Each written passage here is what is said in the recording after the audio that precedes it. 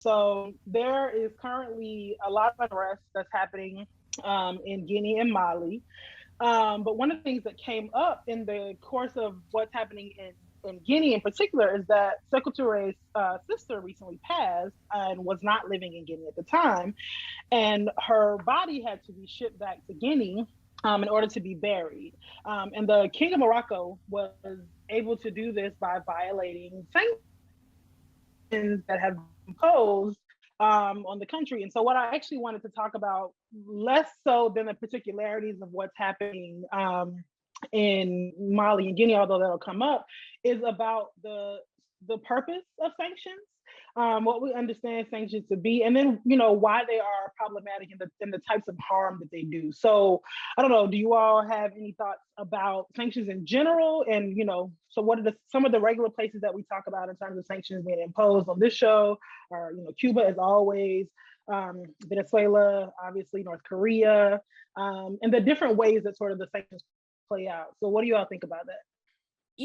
Sanctions are a weapon of war, period. And so this is why we talk about low intensity warfare, and we talk about the US as a warmongering country, not just in terms of directly dropping bombs, but also the warlike behavior and the aggressive behavior it engages in with places like Iran, Cuba, Venezuela, Zimbabwe, Syria, Lebanon, and the list goes on and on. And so sanctions are a weapon of war, and they're actually a weapon against civilians. So even though there's a wide range of sanctions, including like freezing people's bank accounts, not letting people travel to the US, which affects diplomats, it also imposes oftentimes embargoes and blockades, and impedes trade and impedes the country from engaging in economic commerce with other countries. And so this has a direct impact on the population. It starves out the population. We see it happening in Yemen in real time right now, right? And that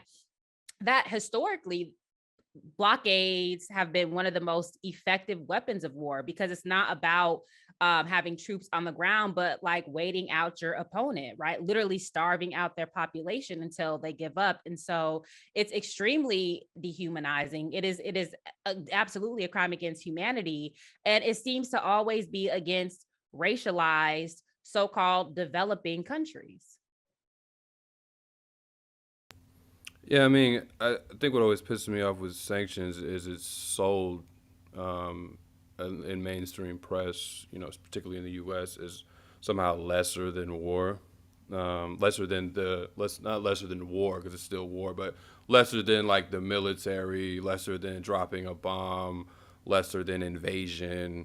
And when you actually look at the actual toll of it, it's in some cases worse than even an invasion or an occupation. I mean, you're talking about, I think I was looking at a stat like Venezuela, like since 2017, 100,000 preventable deaths. Just since 2017 due to sanctions. We always talk about Cuba and the blockade. And it's like basic resources can't get into the country. I think sometimes people don't just understand, like, living in America, they think that the simple things just come to people. But like, there are just basic materials that are available, or if you go to a store, there's just food on a shelf, right? Like, and it's just there, and you don't consider like what would happen if somebody just banned rice and you just couldn't get it, right? What would happen if you just couldn't get like basic material needs, and then you have like malnourished children walking around, and mothers who can't take care of them, right? Like, and it's also I was reading this piece in Hood Communist about how sanctions killed, and they were saying like it really does affect women, and so this is also a question of patriarchy, women and children, because it's like the women often are the ones that have to bear the brunt of these things because they're raising the kids, and then the men may be able to leave the country, you have to go somewhere, send money back, and can't even send money back half the time because that money gets blocked due to sanctions, because anyone who takes U.S. dollars can't send it back. So it's interesting when you think about some place like Afghanistan, when the U.S. left, all of a sudden there was this concern about women's rights and all of this nonsense, but sanctions are, like disproportionately impact women and children and disabled folks and so on and so forth, because they're the ones who are in the line of threat. And then, human trafficking and all these things that people complain about to say these countries are backwards, that stuff is led by just complete collapse of just basic resources, and then the worst elements tend to take over. So I think people don't really think through just how terrible sanctions can be and how they're often used to underdevelop a country that's trying to chart their own course. Let me just add really quickly, what's happening in Afghanistan right now with the sanctions regime is precisely what the United States did in Vietnam. They got their ass whooped, ran with their tail between their legs, and then immediately imposed these death dealing sanctions and embargoes. So this is what the US does. It's not happenstance, it's not random. This is part of their militarized approach to international relations. And I think, I mean, as you all have both mentioned, but I think just needs to be reiterated and said very clearly that sanctions are literally designed to deteriorate the resolve of the people, right? Mm-hmm. And more often than not, the way that they are characterized or advertised to us is that they are ways to encourage whatever problematic governments in the US's eyes to do business differently. But what we see, particularly in cases like Cuba and Venezuela, is that you have a majority population that overwhelmingly supports the regime in power. And that when sanctions and embargoes are imposed, they are a disruption to the basic ways of life, right? And so that has been what makes people's resolve lessened, because people are not able to eat, because able to go to school, because people are not able to do very basic things.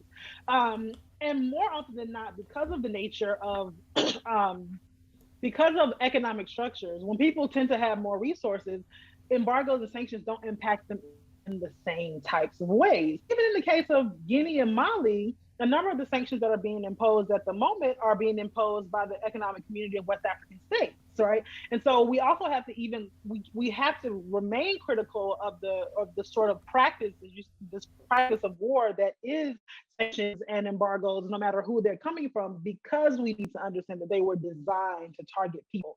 And I think what's even more interesting about the continued embargo against Cuba in this particular moment is that it was precisely the embargo that made the development of COVID vaccines even more difficult. In the case of Cuba, and Cuba is one of the only places in the world that is making an intentional effort to supply so-called developed countries with vaccines, right? And so in order to actually be able, the imposition of the embargo and the blockade against Cuba is actually detracting from our ability to fight a global pandemic at this particular moment. You have to think about all of the various ways that sanctions and embargoes fall out, right? And that they do not only impact the country and or the people where they are imposed. Yeah, and the other, related to what you were just saying, the other thing that sanctions do is delegitimize that country in the global community, right? So for example, the Cuban vaccine is not even it often is not even one that is accepted when people want to travel abroad, for example, right? So you have to have like Pfizer, Moderna, Johnson & Johnson, the largely ones developed in the West, and maybe COVAX, I'm not certain, but they're not, it becomes, anything that is done in that country becomes illegitimate, right? So whatever science, whatever innovation, whatever vaccines they come up with become understood as connected to a so-called like rogue state. So it's also a matter of perception. It's a form of like propaganda war, right? And so I think that's equally dangerous, because then things that, as you were saying, things that actually can help the global community, we either don't have access to, or is considered to be, it's illegitimate. It reminds me of like how when people are doctors and engineers in their country, and then they come to the US and they're driving fucking Uber because for whatever reason, we don't recognize their degrees, even though oftentimes they're better trained than we are. It's the same type of thing. And so it's all part of imperialism, and it's all part of, capitalism, and the way that, and the racialized effects of that. Yeah, I mean, the U.S., even more so than any other countries, even other Western powers, has the upper hand because a lot of trade is done through U.S. currency. So you can, so if your assets in a country go through any type of U.S. connections, they can just freeze your shit simply because they have relations to the U.S., let alone in other countries. I was studying money laundering for something I was working on, and there was this piece talking about how like the U.S. in the 80s tried to impose, with the war on drugs, they tried to make this an international thing, and they were going to crack down on money laundering. And they had to actually stop in their own countries trying to crack down on money laundering because so much illegal money was coming through, and the banks were like, if we have to like send that back, it's gonna fuck with our liquidity. So but then in other countries, they'll go in there and impose these sanctions and take the money away because all of a sudden when they're doing money laundering, then it's a problem. But I'm making that point to say that the U.S. has so much control just over the financial capital across the world that it's really hard to chart your own course as a nation because the moment that they have a problem with you, they can say, okay, you got money in Chase, all right, that's a wrap. You know, you got money in Deutsche Bank, that's a wrap, and they can just shut that down. So it's like also just like the way that imperialism works in the sense of how you can impose your actual currency on other nations, and then the currency in the nation actually is inflated. That's why a lot of times when we go somewhere, the dollar is like 1 to 20 or something, ratio. When we go to another country, I remember when I was in South Africa, I could buy like 3 pizzas for like $10, equivalent to US dollars because their currency is inflated because it doesn't have any worth. So to your point, CBS, not just with the medical things, but even with their actual currency, it's delegitimized too. So and then it for people who may not be informed about the situation, whether it's in that country or across the world, it's like, oh, the U.S. is where all these good things are. Like that's always that immigrant story. Like this is the best country in the world. I got to travel here. But the U.S. destroys your country with sanctions often, or with just general imperialism, right? And then you travel to the U.S. trying to quote unquote get a better life. And then they're like, oh, there's an immigration crisis, right? Or migrant crisis, or, like these things are self-fulfilled prophecies by the U.S., but those contradictions don't necessarily get recognized, because the U.S. is able to just perpetuate this image. But the people in these countries they're not stupid. A lot of times they know, who's responsible for these things. Even if they don't like their government, they still know, who is responsible for them not having just basic needs.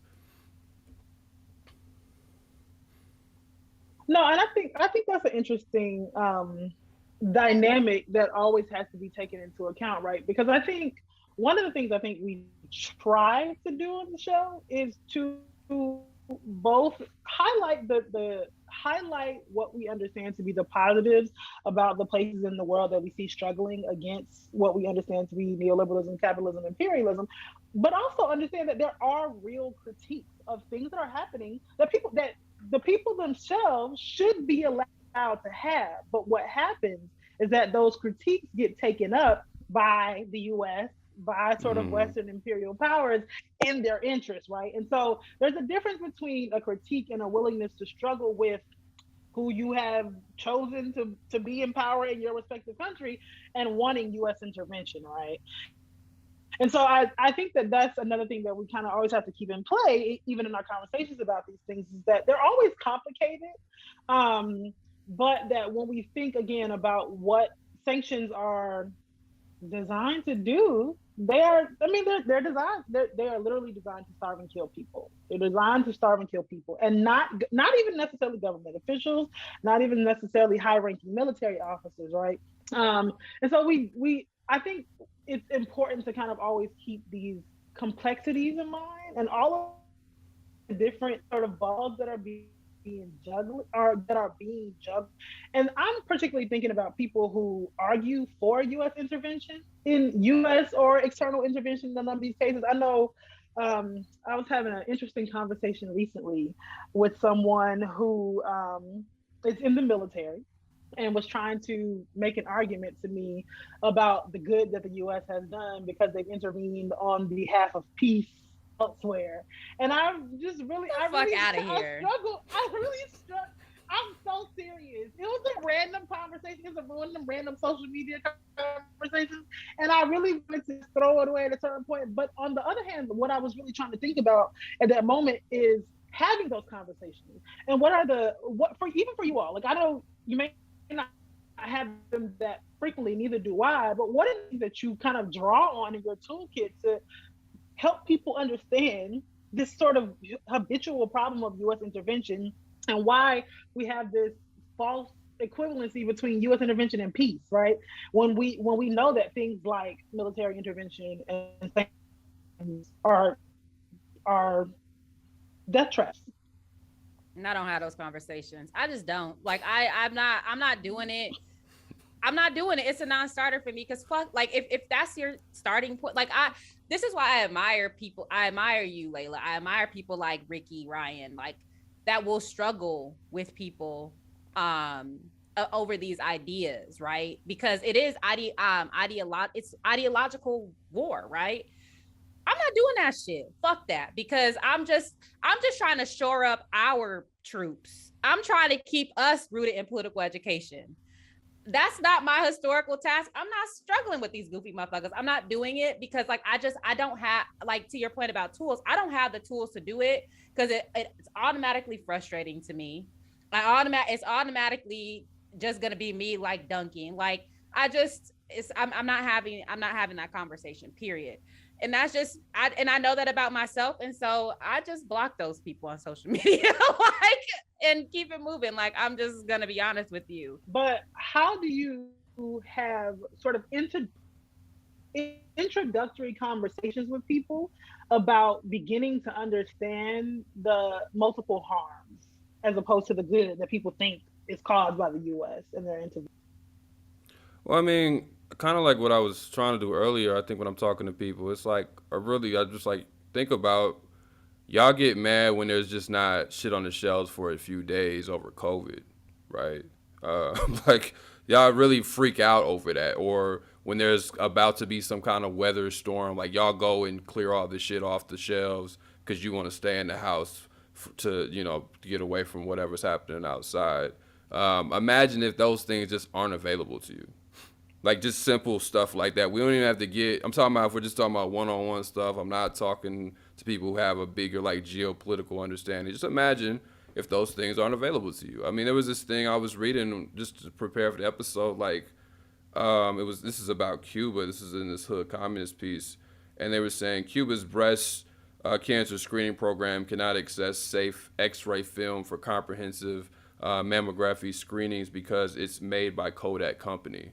So just imagine, like, it says, as a result, women are exposed to dangerously high radiation levels. So just imagine, like, if you have breast cancer, even though that's not fully done well here either, but you don't even have, like, there's not even just basic equipment that you can access. And then in some cases, because even in the U.S., that's not, like, we know there are some shitty hospitals that don't have these things. And then I'm like, just imagine if that hospital was, like, the whole country, right? Like, just imagine if that clinic you went to was almost everywhere other than the people who had the few people who might be elite in that country who can access things. Like I try, and I hate doing that sometimes because it's always got to be very self-interested, but I just know who I'm talking to. And it's just like, just think about if these things aren't there. And then when crime, quote unquote, crime rises or people start harming each other because they don't have these basic necessities, like, they make these comparisons in the hood all the time. They say people are committing crimes because they don't have jobs. I was like, just imagine that that's like not just a neighborhood, but damn near like half the country. And imagine like what that would create. And then if somebody was to come in and say, you don't like when someone comes into the hood and says that everybody in here is degenerate and backwards and they just want to kill each other. Like, just imagine that on a bit deeper level. And it's not to draw a one-to-one comparison because I know there are differences. But I'm just saying, like, I try to put people like in the actual space of what this is, and then we can get into the bigger like geopolitical, aspects of it. But just like really think about like if you just can't get, a screening for breast cancer, or you just ain't no basic food available, and your kid Well, think is dying. about it. Yeah. That's Jim Crow. Jim Crow was sanctions for freedom.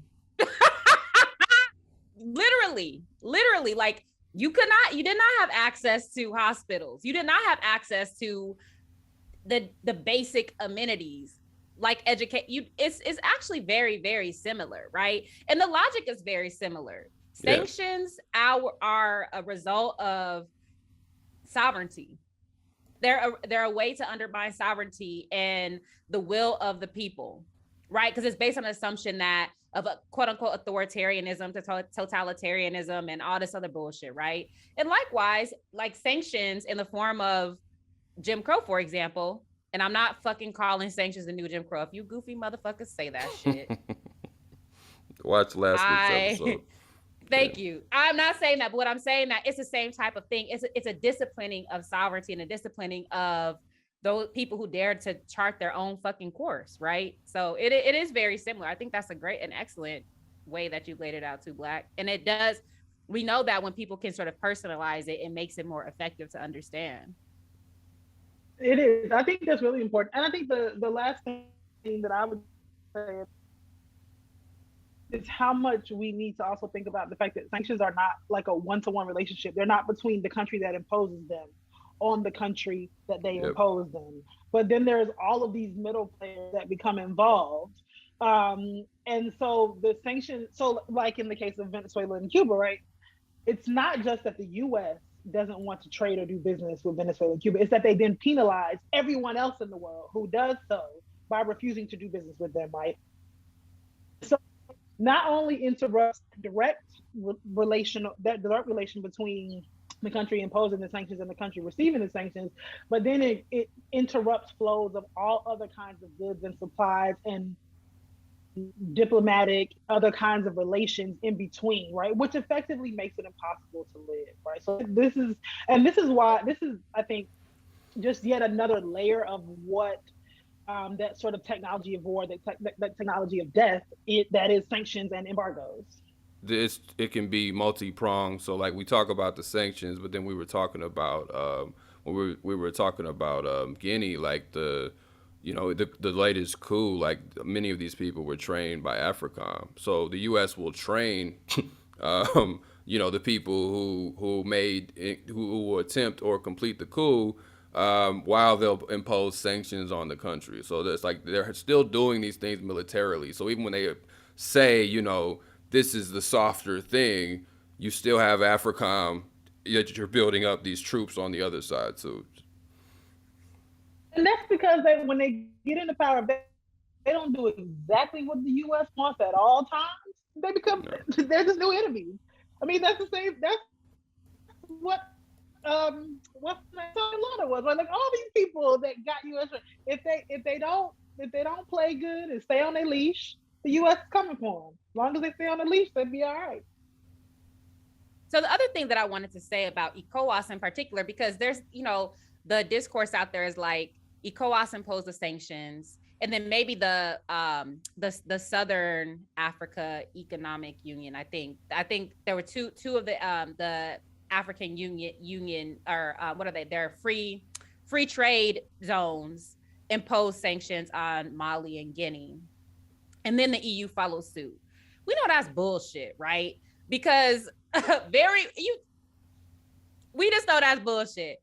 But the other thing is that sanctions, prisons, all of these technologies that are basically exported from the global north to the global south become signs of modernity, right? Signs of participating in the international community in a particular way. And so these countries use those techniques of war, use those techniques of violence as a measure of development or of modernity, right? As a way to sort of inscribe themselves in the Western mind as participating in an equal way in like the international system.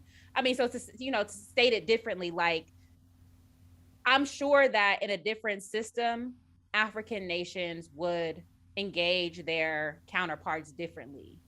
But given the way that hegemony operates in the international system, even things that seem to be coming from ECOWAS, for example, are part and parcel of what has been laid out by Euro-American imperialism, right? And becomes especially when an entity like ECOWAS is supposed to be designed to get out of that shit.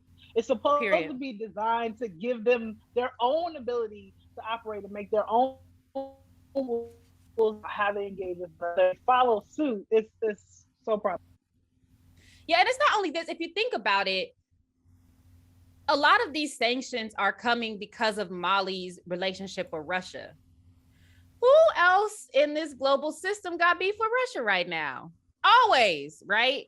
So it's also kind of like it's a backdoor way to this is diplomacy, right? It's a backdoor way to continue to reassert Euro-American interests, right? Through with African countries being proxies. So it's crazy, and it's there's nothing good comes of it, because where have sanctions been effective? They have not worked in terms of if the depends aim on what is you depends on what right. you call effective. Well, if the aim is regime, if Yeah. the aim is regime change, It hasn't has not happened. happened. But what has happened is the massive suffering of people. Because not only that, because what Euro Americans underestimate is the will of even poor, even dispossessed people. They're like, fuck you. Period. You know what I mean? And so they have, even on their own terms, they have not been effective. So maybe, so that just begs the question, as you were raising to, like, what are sanctions really meant to do? Yeah, I think just in general, like when we talk about like underdevelopment, like Walter Rodney talks about, like this is a major form of underdevelopment, because once your basic needs are taken away from you, then that opens the door for NGOs to come in, right, and provide quote unquote aid, right, and then they start running your shit. Then austerity budgets get introduced. This is like in a line with kind of the structural adjustment programs and stuff. Like these things just provide neocolonialism to just perpetuate itself, and it underdevelops the country. So something Layla said earlier about the with COVID. I mean, we had just Black Myths. We just did a podcast. The myth was if the Marion variant originated in Africa, and we were just going over, like, it's not just about dedicating or sending vaccines to those countries, but it's like, do they have the actual infrastructure to house the vaccines? Because even like the vaccines in the US, like you got to keep them shits really cold. And if you don't have the actual infrastructure to do that, you can't do that. Or if you don't have the infrastructure to develop a vaccine because your country is under these sanctions, and even countries who aren't under sanctions have still been underdeveloped. Like, I want to clarify that. Like, sanctions is just one form of underdevelopment. But if you don't have the resources to do these things, you can't build independence and then to look at it and just be like, oh, we just need to give them our vaccines, or we just need to help the global South. Like, even that, I don't know if that narrative is necessarily the right thing, because it still pushes this idea that we just need to donate and help these people. It's like, no, they need to have the infrastructure to take care of their own business. Like, if, like, again, people in the U.S. don't consider just basic shit. Like, people complain about potholes and stuff like that as if that's the worst thing. But imagine if just nobody ever paved the roads because they just don't have, like, concrete. Because somebody's just imposed an embargo on the shit or something because you can't get it. Like, so even medically speaking, like, if you can't develop things, like, you're going to suffer, right? So it's like, I just think people just need to understand, like, it's just very basic. Like, people cannot keep looking at them as quote unquote poor countries. These are countries that are just robbed. And we need to consider, like, how do we help them build up their infrastructure? And that's obviously not sanctions, and that's obviously, for us who live here, we should oppose those things. It's like, worry about this shit here instead of talking about the quote unquote human rights violations in another country. Like, this is an epic human rights violation. And this is not we are not genocide apologists. And this is not to say that quote unquote human rights violation, not even quote unquote, that human rights violations don't happen. Our fucking point is that sanctions ain't making them go away. And sanctions are never meant to make the lived realities of ordinary people in these countries better. Period. Never. So when you call for U.S. intervention, you call for U.S. sanctions, you're calling for the continued immiseration of people, period. Because U.S. sanctions has never, ever alleviated any violence or any suffering in any nation, because that is not what they're meant to do. They also ain't never imposed sanctions purely because of human rights violations. Anywhere. That's just bullshit. Yeah. Anywhere where we see anywhere we see sanctions or blockades imposed, you need to always ask the question, what other interests are being served? Because never purely served for human rights violations. The U.S. didn't give a fuck about what was happening in Rwanda. The U.S. is not giving a fuck about what has happened in terms of mass genocides all over the world. In Armenia, between Armenia and Turkey, they don't care.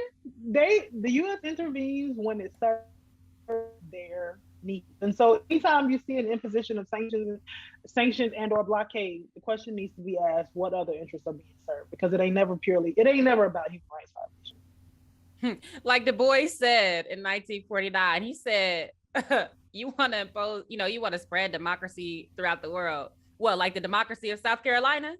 That democracy? Okay. So get your own shit in order here, US, before you go trying to dip your protruding nose into everybody else's shit. How about that?